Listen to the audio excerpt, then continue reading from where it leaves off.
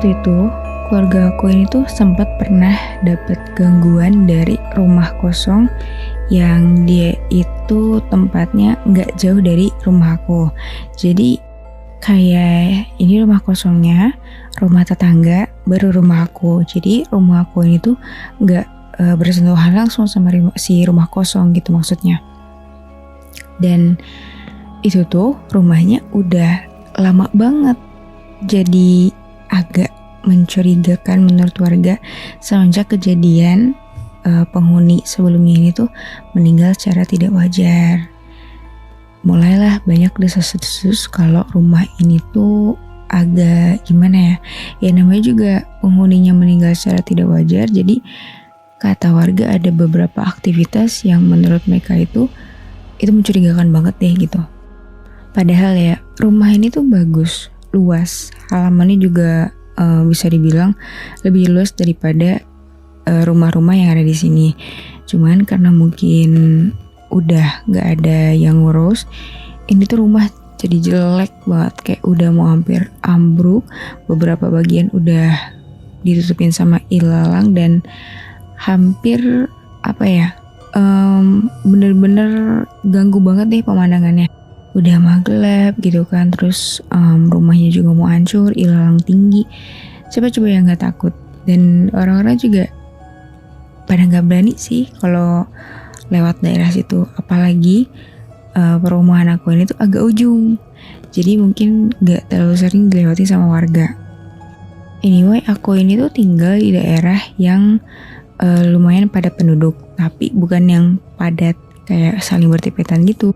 Masih ada space lah ya antara rumah satu sama rumah lainnya, dan bukan dalam kategori yang sepi juga, karena bisa dibilang rumah ini dihuni sama pekerja, terus keluarga dan beberapa orang-orang yang di situ tuh aktivitasnya memang rame, ada yang jualan juga gitu kan.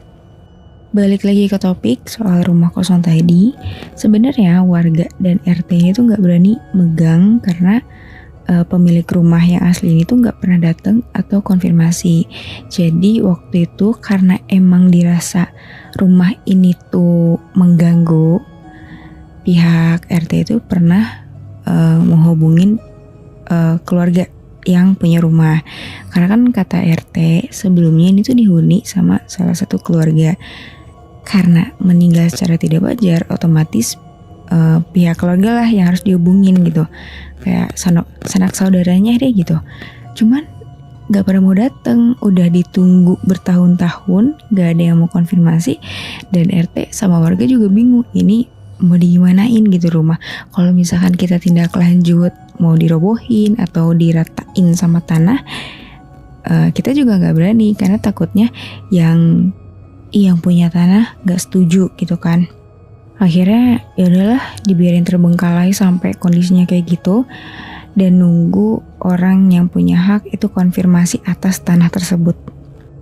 Ada satu hari di mana tetangga aku yang sebelah aku ini dan sebelah rumah kosong ini tuh tiba-tiba dia pindah tanpa ngasih ibaratnya tanpa ngasih kabar ke keluarga kita kan. Pas aku pulang kerja, aku kaget, ini rumah kok udah kosong gitu kan. Dan aku perhatiin selama beberapa hari ini tuh rumah itu gak ada aktivitas. Terus aku nanya lah ke orang tua aku, ini yang tetangga sebelah kemana mah? Kok tumben ya gak ada di depan rumah gitu kan. Biasanya kan mereka sering datang ke rumah gitu, ya nongkrong kayak atau apa, mereka gak ada gitu. Terus mamaku bilang, ya mereka pindah kemarin, cuman gak bilang-bilang gitu ke kita juga nggak pamit gitu. Dan ya udah kosong deh dua rumah kosong itu sama rumah yang tetanggaku. Otomatis di wilayahku ada dua rumah yang kosong. Nah, dari kosongnya rumah tetanggaku ini, kita dapat kejadian janggal di rumah kita. Kayak diganggu deh sama beberapa aktivitas makhluk yang kita nggak ngerti kenapa mereka ganggu gitu.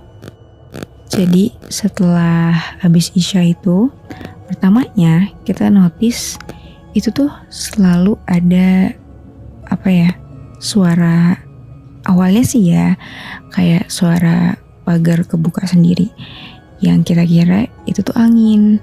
Nah terus ada suara gedoran di pintu, kayak ya biasa gedoran yang bukan duk gitu, tapi kayak dor gitu. Kok dor ya? Maksudnya tuh kayak ya biasa aja sih, cuman gak yang kenceng banget. Awalnya kita mikir, oh ya mungkin angin kalau soal pagar gitu. Terus yang gedoran, ya mungkin orang iseng terus mereka kabur lagi. Kita masih positive thinking lah waktu itu. Nah lama kelamaan mungkin karena kita cuek, berlanjutlah ke manggil nama. Awalnya manggil mama, karena gak digubris akhirnya manggil lah namaku. Karena kan biasanya kalau ada tamu atau apa yang manggil nama orang tua atau namaku, aku duluan yang maju. Mama kan selalu di belakang sama papa juga. Jadi pas nama aku yang manggil di depan, aku refleks ke depan, bukalah jendela, gordeng maksudku. Dilihat kok gak ada siapa-siapa gitu kan. Terus pagar juga dalam keadaan kondisi yang setengah kebuka gitu. Perasaan udah tadi aku kunci, tapi kok sekarang agak kebuka, siapa ini yang masuk. Bukalah pintu, aku tutup lagi gerbang, aku kunci, diselot gitu kan. Aku masuk lagi. Nah pas di kamar ada lagi yang manggil. Ya ada feeling yang gak enak. Akhirnya aku samperin lah papaku. Wah, tadi ada yang manggil nama aku beberapa kali, tapi pas aku samperin gak ada siapa-siapa. Terus pintu gerbang juga setengah kebuka, takutnya ada orang gitu kan, gak enak, maling atau orang jahil gitu. Akhirnya papaku ke depan ngecek bagian depan sama bagian belakang, karena ya kita pikir takutnya maling gitu, trik maling lah gitu. Dicek gak ada apa-apa gitu, dan gak ada tanda-tanda orang yang terobos masuk rumah. Dari kejadian itu kita kira itu tuh cuman sampai situ aja. Ternyata enggak. Ada banyak banget hal nekat makhluk itu lakuin di rumah kita yang buat kita akhirnya ngadain pengajian dan pembersihan rumah pada saat itu. Jadi waktu itu ada siluet orang di setiap pojok rumah.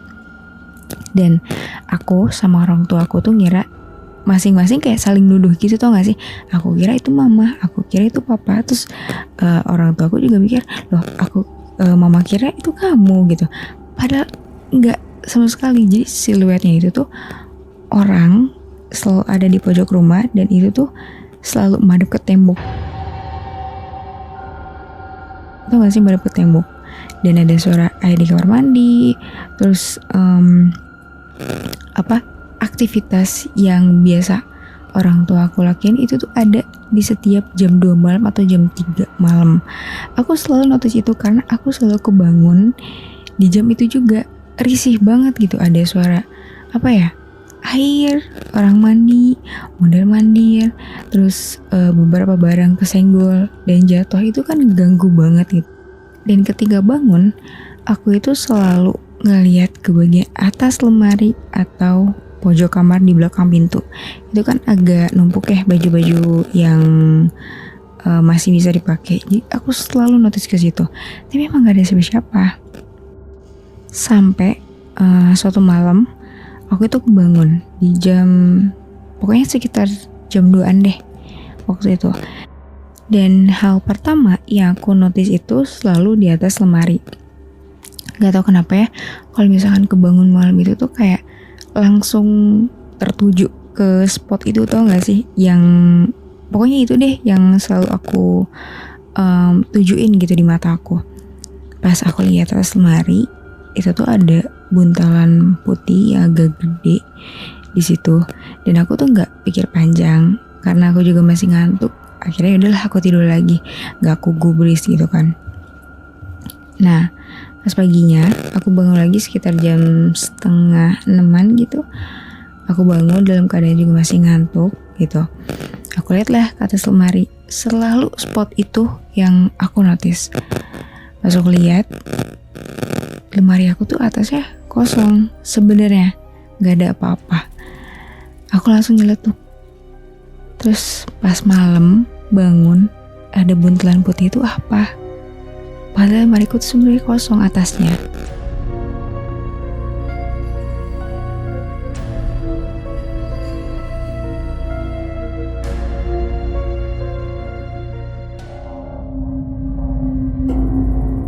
Kamu punya pengalaman horor?